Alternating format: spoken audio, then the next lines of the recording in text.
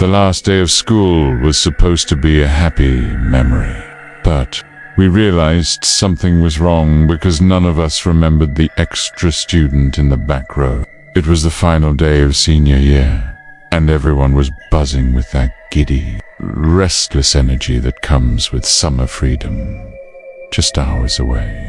The photographer, tired-looking guy from the yearbook committee, kept yelling at us to stop moving. Smile. Just one more shot. We groaned, but we did it. The camera flashed, and that was it. There, in the very back row, half hidden behind Tyler Jacobs' shoulder, was a figure I didn't recognize. At first, I thought it was just some kid from another grade who'd photobombed us. But the longer I stared, the weirder it got. The sun was blazing. The air smelled like cut grass and cheap sunscreen. And the whole class was gathered on the front steps of Harrison High for the traditional last day group photo. Not like a motion blur, but like something had smeared their features just enough to make them indistinct, but not enough to hide the fact that they were there. And they were wearing our school colors. I remembered joking around with my friends, shoving each other playfully as we lined up. 2 weeks later, the photos arrived in the mail. I was flipping through mine at the kitchen table when I noticed it. Their face was blurred.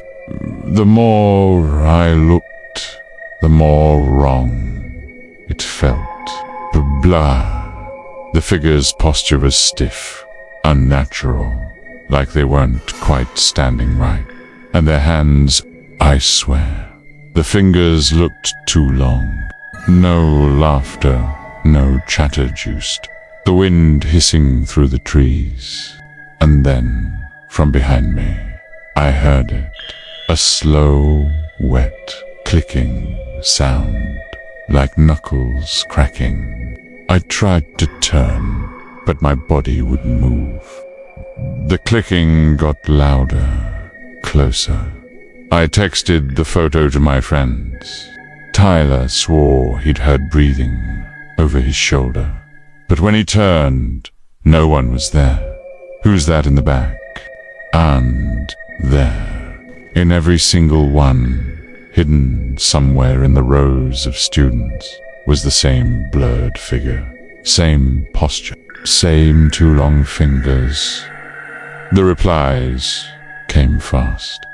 What the hell? I don't remember anyone standing there, dude. Was someone behind us? That's creepy as hell. No one recognized them. I went back to the original photo on my phone, zooming in. That night, I had the first dream.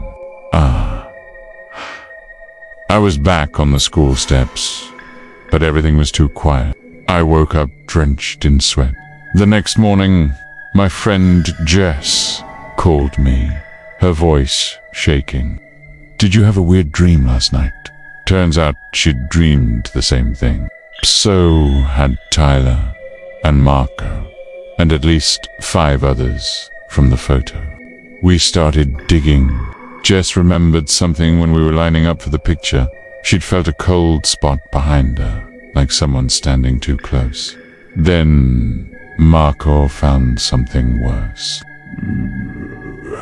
He pulled up the school's archived yearbooks. Online, scrolling back through decades of class photos. Always in the back, always watching. The last message I got from Tyler before he stopped answering his phone was a screenshot of his own family photo.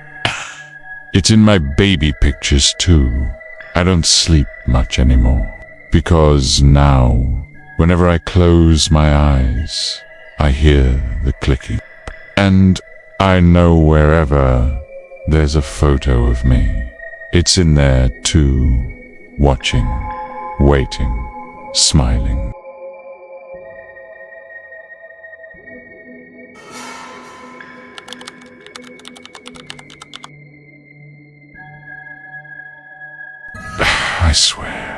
I still hear the bells sometimes echoing down empty halls, long after midnight, when no one's supposed to be there. Beat does.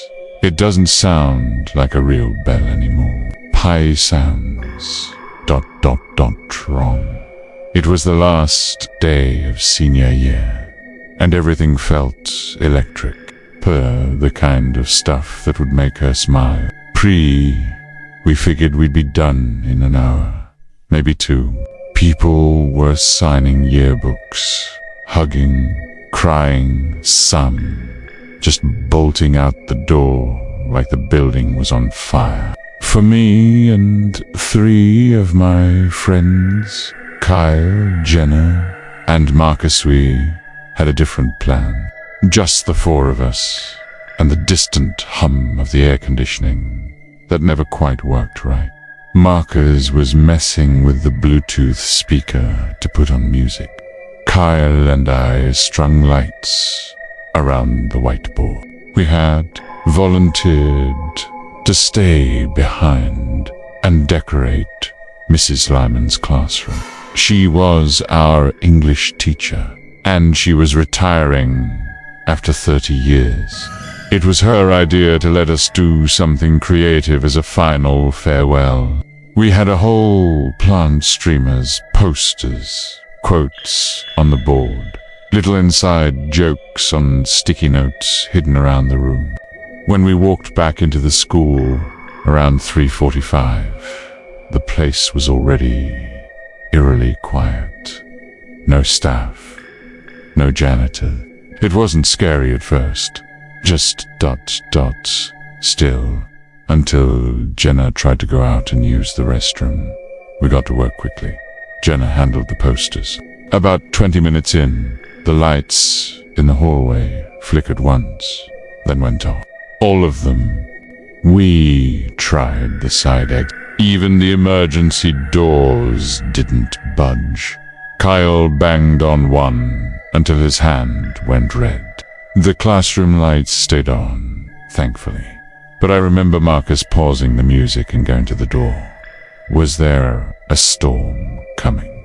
He asked. Kyle pulled his phone out. Nope. Weather says clear. Figured someone just turned them off early. Maybe a janitor hitting the breaker without realizing we were still there. We didn't think much of it. ... She came back a minute later, looking pale. I think the doors are locked. We could wait for someone to notice. We were still... There maybe the custodian would come around, but even that felt flimsy. Something told me no one was coming. What, like the bathroom? I asked. No, like all the exit. It sounded warped, almost wet, like it was being wrung underwater. We all followed her down the hallway. Sure enough, the front doors were sealed. Listening, no response, no alarm. Almost dragging, just silence. I pulled out my phone, no signal. All of us checked. Same thing. No bars, no Wi-Fi. Whatever it was didn't pause. It just kept moving. And eventually the sound faded. That's when things started to feel ... off. The air was cold, not air-conditioned cold. Cold like a basement, like something forgotten. We went back to the classroom to figure out what to do, and then we heard it. The bell. It rang once sharp and metallic, echoing down the empty halls. But it wasn't the cheerful chime we were used to. Kyle suggested heading to the second-floor computer lab, maybe. The computers still had internet. We tiptoed through the dark hallway, using the faint glow of our phone screens to light the way. Marcus laughed nervously.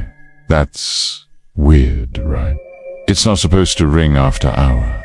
We stood still, Our bodies just moved, sprinting up the stairs 2 steps at a time.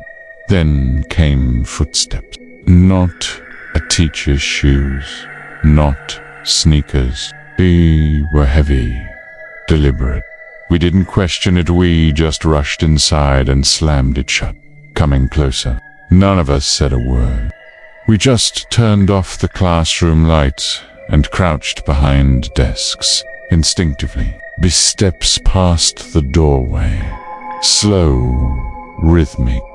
We stayed quiet for a long time. Then, Jenna whispered, "Did anyone see it?" No one had. We decided to move. That's when we saw the first locker open by itself. We heard the click, turned, and there it was, door swung wide, hanging open like a mouth. Then another, then 3 more. One by one, down the hall, the lockers creaked open in a perfect line. We ran. I don't even remember agreeing to it. When we reached the computer lab, the door was open. The computers were off, every single one. And when we hit the power buttons, nothing happened. Then the overhead projector flickered on by itself. A line of text appeared on the whiteboard. We hadn't typed anything. You shouldn't have stayed. We backed up toward the window. Jenna was sobbing, and Marcus was trying to kick the emergency glass. Nothing gave. Then the projector changed again. 4 pictures. Us. Taken just minutes ago. In the dark hallway.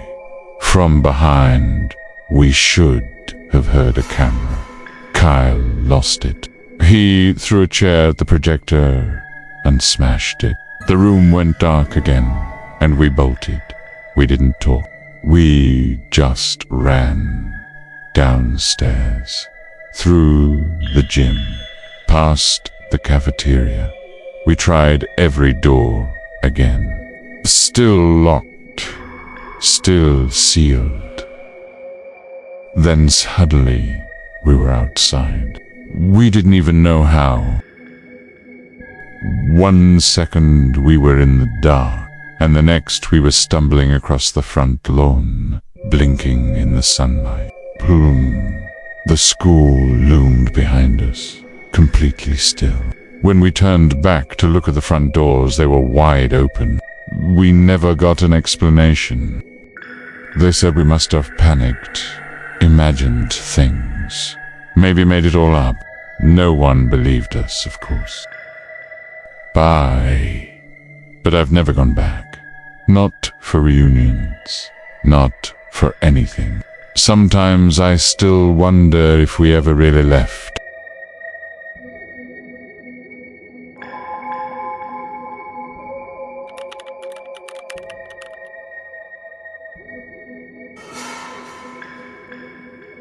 Should be known. Something was wrong when the substitute teacher called us by name. Sweetie never told her. But it was until after school that we discovered the truth. She was unsupposed to be there at all. But when Mrs. Calloway called in sick, none of us expected an actual lesson. Then she walked in. The last day of school at Ridgewood Middle was always chaos-signing yearbooks, eating junk food, counting down the minutes until summer. Ms. Valesky. Her smile was too wide, her eyes too still. The room got quieter than it ever had for any real teacher. Tall with dark hair, pulled tight into a bun, wearing an outdated navy blue dress that looked like it belonged in an old teacher's yearbook photo. "Good morning, class," she said, her voice oddly hollow, like it was coming from far away. "Let's begin." Instead, she pointed at each of us, one by one, and said our names. Not just our first names, full names, middle names. even nicknames only our parents used. She didn't take attendance. Jessica Marie Holloway. You prefer Jess, though, don't you? Daniel Thomas Wu. Danny to your friends. She talked about it like she'd been there, describing the skid marks, the way the headlights shattered. Mine had a single sentence. You'll see me again. The whole time, the classroom felt colder, like the AC was cranked up too high. My stomach dropped when she got to me. Ryan Patrick, you used to hide under your bed during thunderstorms when you were 6. No one knew that, not even my friends. The lesson was on local history, something about a car accident on the old highway 10 years ago. At lunch, we compared notes. She smelled weird, Jess whispered, like old perfume and something else. I saw her reflection in the window, Danny said. It wasn't moving when she was... When the final bell rang, Ms. Valesky stood by the door, handing each of us a folded slip of paper. I threw it away. That night, curiosity got the better of me. I Googled her name, plus Ridgewood. The article loaded slowly. Black and white photo of a woman's samban. Same dress. Local teacher Marianne Valesky, 42. Killed in head-on collision on Route 17, 2009. The accident happened on the last day of school. My phone buzzed. A text from Jess. Did you see this? Attached was a scanned yearbook Pagda, 2009 faculty photo. And there, in the back row, was Ms. Valesky. Except in this photo, her face was blurred. Just like the face in the class picture we'd taken that morning.